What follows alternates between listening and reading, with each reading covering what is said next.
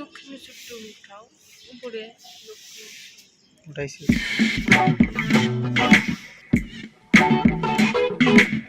বন্ধুরা, দক্ষিণেশ্বর কালীবাড়ি পশ্চিমবঙ্গের একটি গুরুত্বপূর্ণ ঐতিহাসিক স্মৃতি বহন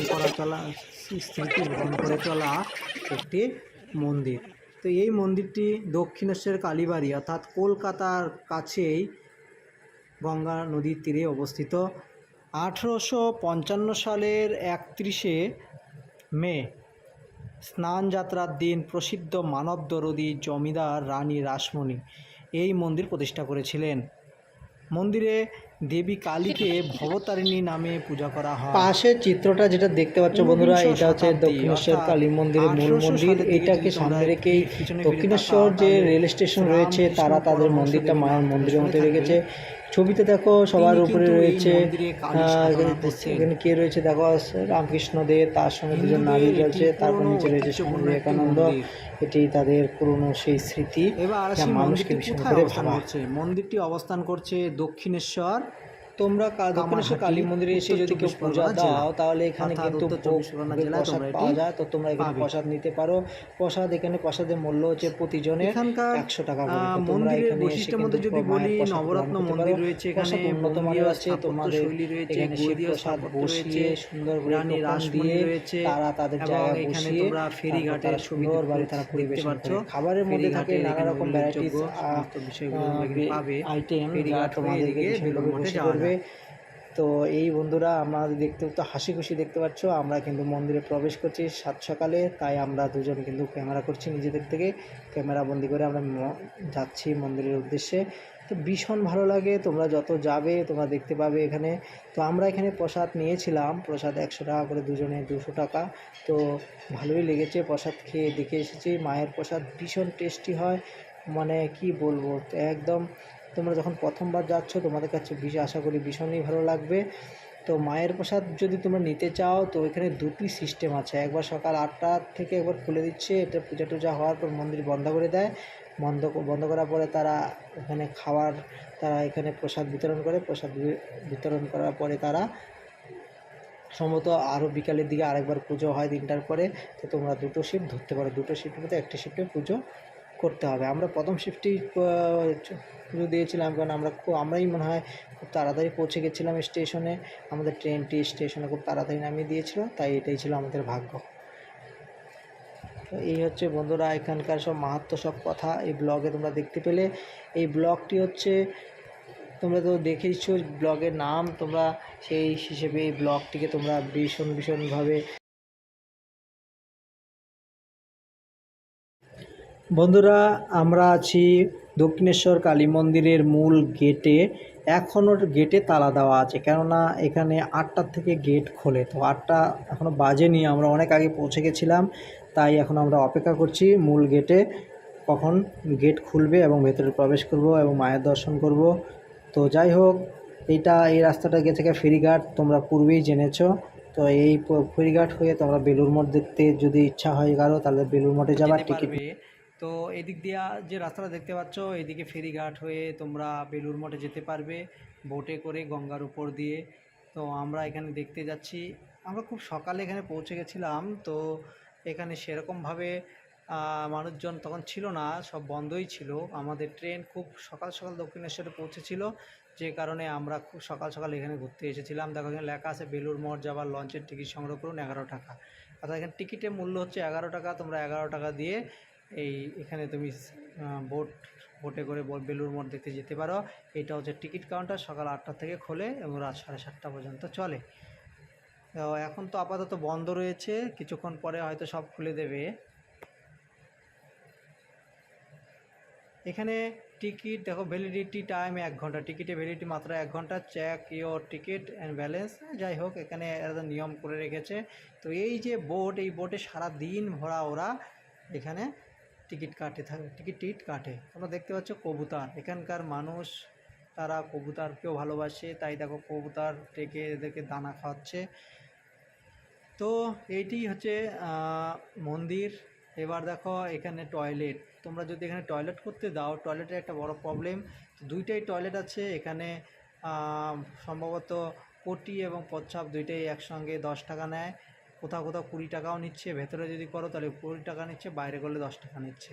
তাছাড়াও এখানে আরও কি বলবো, এখানে মন্দিরটা অনেকটাই বড়। আমি এখানে বসে আছি, দেখতে পাচ্ছ। তো এখানে আমরা ওয়াশরুম ইউজ করে আমরা গঙ্গার ঘাটে স্নান করব, সেই প্রস্তুতি আমাদের চলছে। তো এই হচ্ছে তোমাদের মন্দির সামনের দিকটা। ওখানে দেখো শ্রী শ্রী রামকৃষ্ণ দেবের একটি কালো রঙের একটি ছবিতে তিনি দাঁড়িয়ে আছেন, মুখটা দেখা যাচ্ছে না।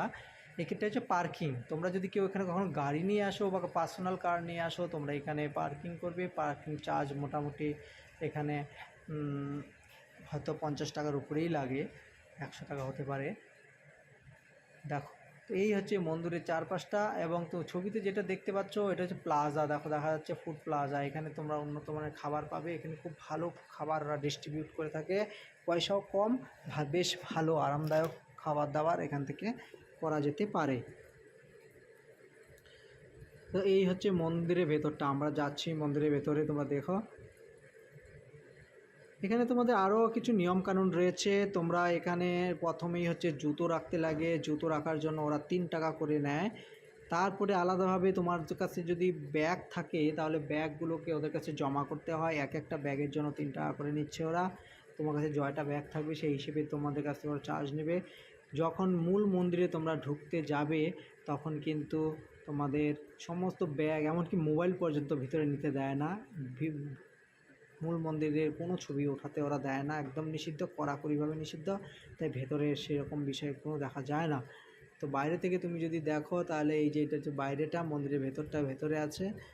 আর এই যে বাইরে ছোট ছোট মন্দির দেখতে পাচ্ছ তোমরা, এখানে গঙ্গার ঘাট। এদিক দিয়ে সোজা যদি চলে যাও মন্দিরটি দেখা যাচ্ছে, এই মন্দিরের পাশ দিয়ে, তাহলে তোমরা এখানে ঘাটে চলে যাবে। এখানে গঙ্গার যে ঘাট রয়েছে সেই ঘাটে দাঁড়িয়ে সবাই চান করছে। তো আমি তোমাদের সেই স্নানের দৃশ্য দেখাবো। তো সেই স্নান সেরে তারপর আমাদের এই মন্দিরে আসতে হবে, মূল মন্দিরে পুজোর ডালা নিয়ে আমাদের আসতে হবে। তো এই দেখো, এখনও সেরকমভাবে ভিড় হয়নি, কারণ আমরা ছিলাম আমরাই প্রথম গেট খুলতেই প্রবেশ করি এই কালী মায়ের মন্দিরে। এখানে দেখো সেই মন্দিরটি চারদিক ঘুরতে দারুণ লাগে, খুবই ভালো একটি জায়গা। এখানে এরা খুব নিয়ম মেনটেন করে চলে।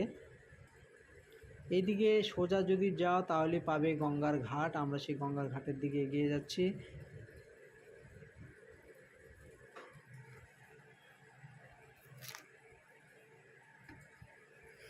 কথিত আছে রানী রাসমণি দেবী কালী স্বপ্নদেশ পেয়ে এই মন্দির প্রতিষ্ঠা করেছিলেন। মন্দির প্রতিষ্ঠাকালে রামকৃষ্ণ পরমহংসদেবের দাদা, তার নাম ছিল রামকুমার চট্টোপাধ্যায়, রানীকে প্রভূত সাহায্য করেছিলেন। রামকুমারই ছিলেন মন্দিরের প্রথম প্রধান পুরোহিত। 1857 থেকে 58 সালে কিশোর রামকৃষ্ণ পরমহংস এই মন্দিরের পূজার ভার গ্রহণ করেছিলেন। পরবর্তীকালে এই মন্দিরকেই তার সাধন ক্ষেত্র রূপে বেছে নেন। দক্ষিণেশ্বর কালীবাড়ি চত্বরে কালী মন্দির ছাড়াও একাধিক দেবদেবীর মন্দির ও অন্যান্য ধর্মস্থল অবস্থিত। মূল মন্দিরটি নবরত্ন মন্দির। দেখো, এখানে সকলে গঙ্গার ঘাটে স্নান করছে। স্নান করে তারা পুজোর ডালি নিয়ে তারপর মূল মন্দিরে তারা প্রবেশ করবে। তোমরা যদি এখানে আসো তাহলে এখানে আরামেই চান করতে পারবে। এখানে চান করতে কোনো পয়সাও লাগে না, কোনো কিছু লাগে না। ড্রেস চেঞ্জ করারও ঘর রয়েছে মেয়েদের জন্য, তারা ঘরে গিয়ে ড্রেস চেঞ্জ করে নিচ্ছে এবং তারা এখান থেকে পুজোর ডালি নিয়ে সরাসরি মায়ের পুজো করবেন আগে, তারপর তারা এখানে চত্বরটা ঘুরবেন। এই হচ্ছে এখানকার মাহাত্ম্য। তো এই মন্দিরটি আমাদের ভীষণ ভালো লেগেছে। তোমরা যখন ঘুরতে আসবে তোমাদেরও আশা করি ভালো লাগবে। মূল মন্দির ছাড়াও রয়েছে এখানে দ্বাদশ শিব মন্দির নামে পরিচিত 12টি আটচালা শিব মন্দির রয়েছে এখানে। মন্দিরের উত্তরে রয়েছে শ্রী শ্রী রাধাকান্ত মন্দির নামে পরিচিত রাধাকৃষ্ণ মন্দির এবং মন্দিরের দক্ষিণে রয়েছে নাট মন্দির রয়েছে। মন্দিরের চত্বরের উত্তর পশ্চিম কোণে রয়েছে রামকৃষ্ণ পরমহংসদেবের বাসগৃহ। মূল মন্দির চত্বরের বাইরে রামকৃষ্ণ পরমহংস ও তার পরিবারবর্গের স্মৃতি বিজড়িত আরও নানান দৃশ্য এখানে তোমরা দেখতে পাবে।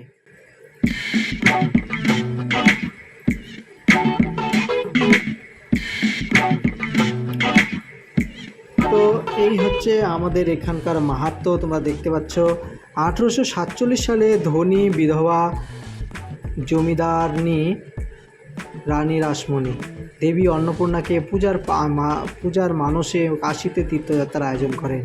24টি নৌকা আত্মীয় স্বজন দাস দাসী রসদ নিয়ে তিনি রওনা হন। কিংবদন্তি অনুসারে যাত্রার পূর্বরাত্রি দেবী কালীর স্বপ্নদর্শন পান। দেবী তাকে বলেছিল কাশী যাওয়ার প্রয়োজন নেই, গঙ্গার তীরেই একটি নয়নাভিরাম মন্দিরে আমার মূর্তি প্রতিষ্ঠা করে পূজা করো, সেই মুহূর্তে আবির্ভূত হয়েই আমি পূজা গ্রহণ করব। এই স্বপ্নের পর রানী অবিলম্বে গঙ্গা তীরে জমি ক্রয় করেন এবং মন্দির নির্মাণ কাজ শুরু করেন।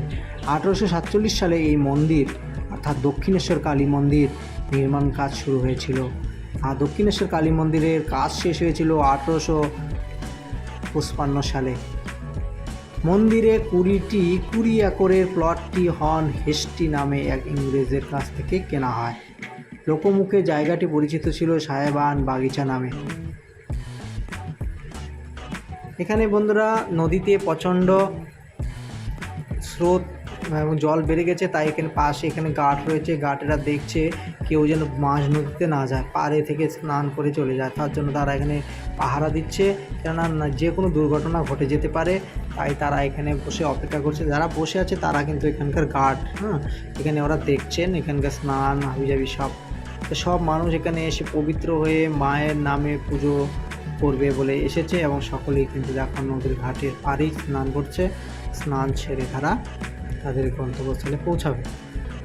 এখানে তোমরা যদি স্নান করতে আসো তাহলে তোমরা গামছা নিয়ে আসবে, অবশ্যই গামছা তোয়ালে নিয়ে আসবে, কেননা চান করতে বিশেষ করে পুরুষদের তো গামছা লাগেই, মেয়েদেরও লাগে। তো গামছা, কেননা এখানে যদি তোমরা গামছা কেন, এখানে দোকানগুলোতে দামটা একটু বেশি নেয়, কারণ ওদেরই যে এখানে এরিয়া, ওদের কাছ থেকেই নিতে হবে, কারণ আশেপাশে তুমি পাবে না বেশি একটা দোকান। তো এই হলো ব্যাপার। কাপড়ের দোকান পেয়েও যেতে পারো, কিন্তু অন্য দোকান বেশি একটা পাওয়া যায় নিজের পাশেই আসে, দূরে যেতে হয়। তো এই হচ্ছে আমাদের গঙ্গার ঘাট। পাশ দিয়ে যে তোমরা সেতুটি দেখতে পাচ্ছ, এই সেতু দিয়ে কিন্তু উত্তরবঙ্গ থেকে যারা দক্ষিণেশ্বর আসবে এই সেতুর ভেতর দিয়েই কিন্তু সব পূর্ব থেকে পশ্চিম দিকে তোমাদের আসতে হবে। এবং এটাকে কিন্তু একটা এখানে রয়েছে ট্রেন লাইন রয়েছে, আর একটা রয়েছে সড়ক রোড রয়েছে। তো তোমরা যে রোডেই আসো এদিক দিয়েই আসতে হবে। আর যারা কলকাতা থেকে আসো, কলকাতা থেকে তো কাছেই হয়, উত্তরবঙ্গ থেকে যারা যায় তাদের একটু দূরে হয়। তো এই দক্ষিণেশ্বর মন্দিরে পৌঁছবে কেমন করে? দক্ষিণেশ্বর মন্দিরে পৌঁছতে হলে তোমাদের দুটো গাড়ি মূলত উত্তরবঙ্গ থেকে এই দক্ষিণেশ্বর হয়ে যেতে দেখা যায়। তো একটি হচ্ছে তিস্তা তোরসা, আর হচ্ছে আমাদের কামরূপ এক্সপ্রেস তোমার হাওড়া স্টেশন থেকে সপ্তাহে প্রতিদিন নেই, কয়েকটা দিন কী বার আছে তোমরা এটা একটু দেখবে। তো প্রায় বেশিরভাগ দিনই রয়েছে এটা বলতে পারি। এখানে 6টা সাড়ে ছয়টার দিকে এখানে ডিপার্চার টাইম রয়েছে হাওড়া থেকে এটি এই নবদ্বীপ এখানে তোমার দক্ষিণেশ্বর হয়ে নবদ্বীপ ধাম হয়ে এরা চলে যাচ্ছে ডিব্রুগড় পর্যন্ত। অনেক কয়টা ট্রেনই আছে বন্ধুরা, তোমরা আরামসে যেতে পারবে।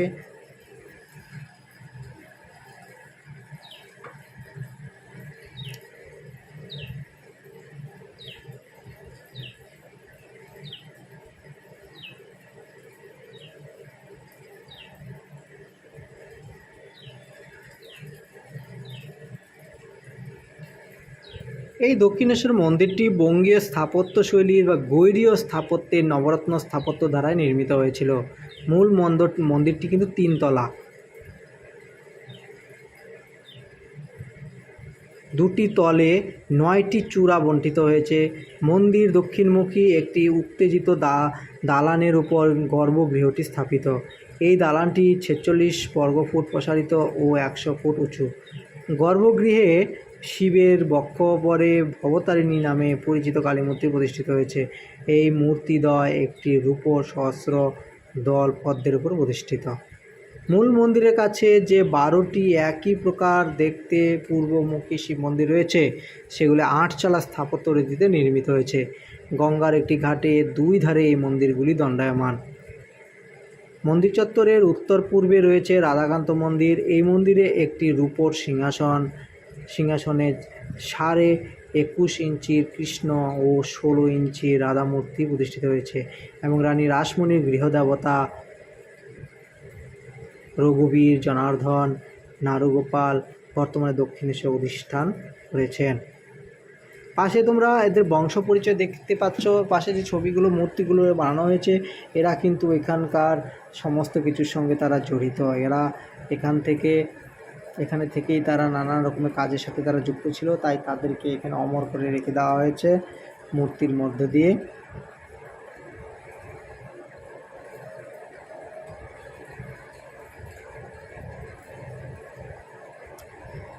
এখানে তোমরা এই বিষয়ে যদি আরও একদম নিখুঁত জানতে চাও তাহলে পাশে কলকাতা রয়েছে, সেখানে তোমরা এখানকার নানা রকমের পাঠ্য বই রয়েছে, বইগুলো যদি পড়ো তাহলে এখানকার ইতিহাস আরও ভালো করে জানতে পারবে। যেমন পশ্চিমবঙ্গের কালী ও কালীক্ষেত্র দীপ্তিময় রায় মণ্ডল বুক হাউস থেকে তুমি পেয়ে যাবে, এই বইয়ে অনেক কিছু পেয়ে যাচ্ছ। তারপরে আরও নানান কতগুলা ব্যাপার রয়েছে, এখান থেকে তোমরা নিতে পারবে। কালী মন্দিরের অধিষ্ঠাত্রী দেবী হচ্ছে কালী। রামকৃষ্ণ মন্দির বেলুর মঠ দক্ষিণেশ্বর কালীবাড়ির অদূরেই অবস্থিত। ঠিক আছে, তোমরা যদি বেলুর মঠ যেতে চাও তাহলে ফেরিঘাট হয়ে তোমরা কালী মন্দিরে পুজো দিয়ে এই যে পাশে ফেরিঘাট হয়ে খুব তাড়াতাড়ি 11 টাকা ভাড়া নেয় সম্ভবত, তো 11 টাকা ভাড়া দিয়ে তোমাদের এখানে পৌঁছে যেতে হবে। খুব সুন্দর জায়গা। রামকৃষ্ণ পরমহংসদেব দক্ষিণেশ্বর কালীবাড়ির প্রাক্তন পুরোহিত ছিলেন, 19বিংশ শতাব্দীর বিশিষ্ট হিন্দু ধর্মগুরু ছিলেন তিনি। তাই তার টানেই কিন্তু এখানে দর্শনার্থীরা দর্শন করতে আসে। দক্ষিণেশ্বর সারদা দেবী রামকৃষ্ণ পরমহংসদেবের পত্নী ছিলেন, তিনি রামকৃষ্ণ মিশনের সঙ্গজননীও ছিলেন। তিনি স্বামীর সঙ্গে দক্ষিণেশ্বর মন্দিরে বসবাস করতেন। রানী রাসমণি দক্ষিণেশ্বর মন্দিরের প্রতিষ্ঠাত্রী ছিলেন। আপ্যায়ন করে সকলকে নিচ্ছে, তোমরা দেখতে পাচ্ছ। কেউ বলছে তুমি তো এই হচ্ছে বিষয় বন্ধুরা। আমি দাঁড়িয়ে আছি মন্দিরের সামনে, এই যে এরা সবাই হাতে একটি করে ডালা নিয়ে আসছে, এই ডালার সাহায্যে তারা মূল মন্দিরে যাবে, প্রসাদ দিবে মাকে। মায়ের নামে তারা মানুষ করেছে, কাছে যাচ্ছে।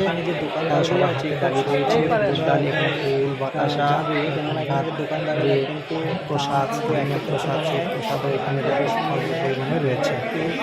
এই হচ্ছে বিষয়।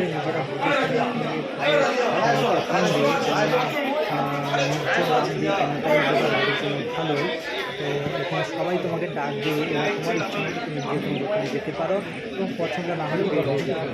সেই হিসেবে তোমরা যাবে, এই জিনিসগুলো না জানার কাছে এখানে ঠকে যাওয়ার সম্ভাবনা আছে, তাই একটু হিসাব করে তোমরা যখন এর ভিতরে নড়াচড়া করবে, চলাফেরা করবে, একটু কিনবে না জেনে সব দাম জিজ্ঞাসা করে কিনবে, তাহলে তোমরা বেশি ঠকবে না। পুজোর ডালি নিয়ে আমরা যাচ্ছি পুজো করব বলে, তো পুজোর ডালি আমাদের নেওয়া হয়ে গেছে। এটা হচ্ছে ঠিক মন্দিরের মাঝখানটা, এখানে আমরা দাঁড়িয়ে আছি। দেখো আমি নিজের ক্যামেরা বন্ধ করছি, আর চারদিকের ভিউটা তোমরা দেখো। একবার যদি এখানে যাও তোমাদের মনে ভীষণ আনন্দ লাগবে। চারপাশটা অমায়িক বলবো, কেননা জীবনে প্রথমে যারা যাবে তারাই বলতে পারবে। ভীষণ সুন্দর জায়গা। দুজন আমাদের স্নান হয়ে গেছে,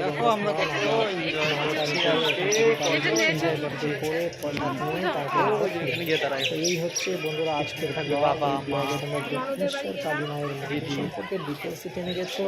তাছাড়াও তোমরা যদি এখানে কেউ হোটেলে থাকতে চাও, এখানে হোটেল আশেপাশে হোটেল আছে, সেই হোটেলগুলো আমার যদি হোটেলে থাকার প্রয়োজন পড়েনি, তাই আমি সেইগুলো ক্যাপচারও করে দিচ্ছি। তোমরা হোটেলে ছিলাম। ভীষণ সুন্দর জায়গা, একবার গেলে তোমরা বারবার মনে রাখবে এই জায়গা। তো এই ছিল আজকের ব্লগ। তোমরা সামনে দেখতে থাকো, সামনে আরও গুরুত্বপূর্ণ জিনিসগুলো আমি এখানে নিয়ে এসেছি।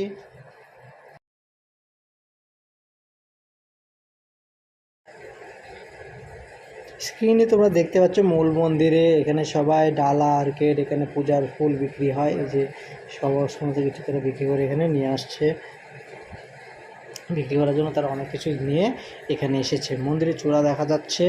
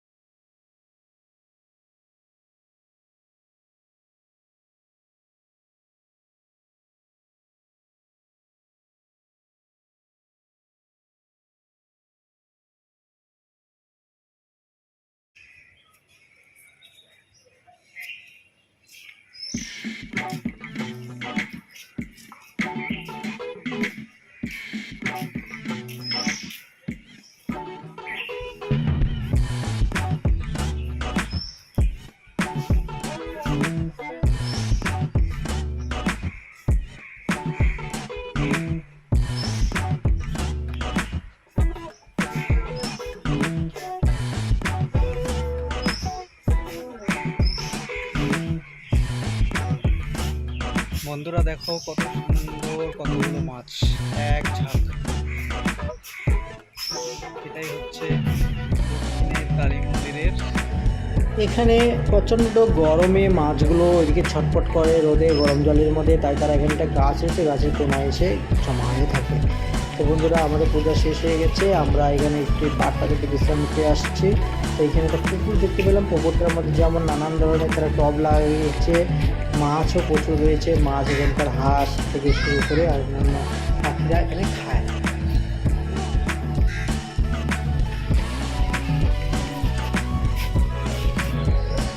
রানী রাসমণি বাংলা ভাষার জীবনীমূলক চলচ্চিত্রের বিষয়েও তিনি ফেমাস হয়ে আছেন। রানী রাসমণি 1955 খ্রিস্টাব্দে কালীপ্রসাদ ঘোষ পরিচালিত এবং এতে রানী রাসমণির চরিত্রে অভিনয় করেছেন বিখ্যাত থিয়েটার পরিচালক অভিনেত্রী মালিনী দেবী।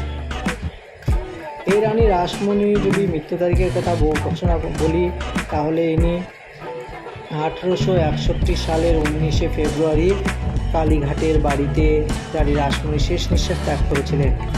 মৃত্যুর পরে তার মৃতদেহ কেওড়াতলা মহাশ্মশানে সহ চন্দন কাঠে দাহ করা হয়েছিল। মৃত্যুকালে তার বয়স ছিল মাত্র 68 বছর। রানীমা সাধারণ মানুষের প্রতি দয়া মায়া থাকার জন্য তিনি লোকমাতা সম্মান লাভ করেছিলেন। রানী রাসমণির মৃত্যুর পর তার জন্ম শতবার্ষিকী ভারত সরকার তার স্মৃতি রক্ষার্থে স্মারক ডাক টিকিট প্রকাশ করেছিলেন। টিকিটটি তোমরা দেখতে পাচ্ছ, টিকিটটি দেখতে ঠিক এরকম। রানী রাসমণি জনহিতৈষীমূলক নানান কাজের জন্য তিনি খ্যাতি অর্জন করেছিলেন। তিনি তীর্থযাত্রীদের সুবিধার জন্য সুবর্ণরেখা নদী থেকে পুরী পর্যন্ত একটি সড়ক পথ নির্মাণ করেছিলেন। কলকাতার অধিবাসীদের গঙ্গা স্নানের সুবিধার জন্য তিনি কলকাতার বিখ্যাত বাবুঘাট তৈরি করে দিয়েছিলেন। তো সেই রাসমণি সম্পর্কে আমরা আজকে অনেক ঘটনা জানতে পারলাম। তো রানী রাসমণি কিন্তু খুবই গুরুত্বপূর্ণ। তিনি যদি বলি তার কথা যদি আরও আমরা রেগুলার ভালোভাবে জানতে চাই তাহলে বলবো যে কলকাতার জানবাজারের বাসিন্দা বসিদ্দির মানব দরদি জমিদার তিনি ছিলেন। তিনি দক্ষিণেশ্বর কালীবাড়ির প্রতিষ্ঠাত্রী ছিলেন। তার মধ্যে পরমহংসদেবের প্রধান পৃষ্ঠপোষক ছিলেন তিনি।